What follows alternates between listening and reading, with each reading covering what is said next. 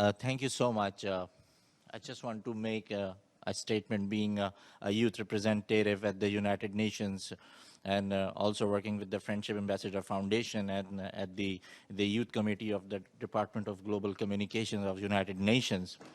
I absolutely feel honored whenever I come at the United Nations headquarters at the New York City.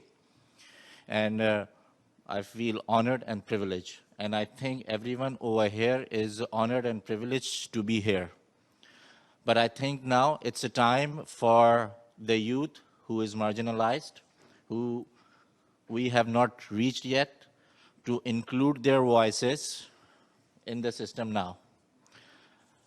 Here are the members of the permanent missions over here at the tables, and then we have the civil society over here, and then we have the officials from the Department of Global Communications here.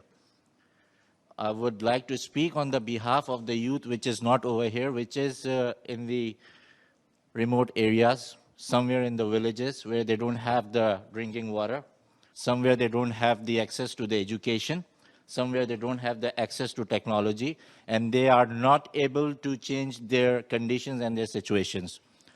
I think for the next decade and for the next year to achieve the SDGs by 2030, it is our responsibility, being a youth, myself also, and I think it's now our responsibility to find a proper mechanism, sitting together, having our heads together, to include their voices into every process that's been taking place at the United Nations.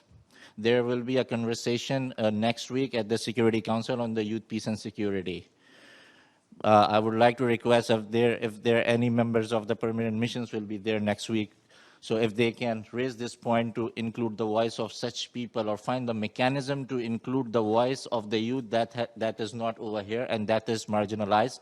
And I think there are the class, they are the suffering youth, and they are the actual people, if we worked with them, they are the actual people that will bring about the change in the world and help the UN to achieve the SDGs. Thank you.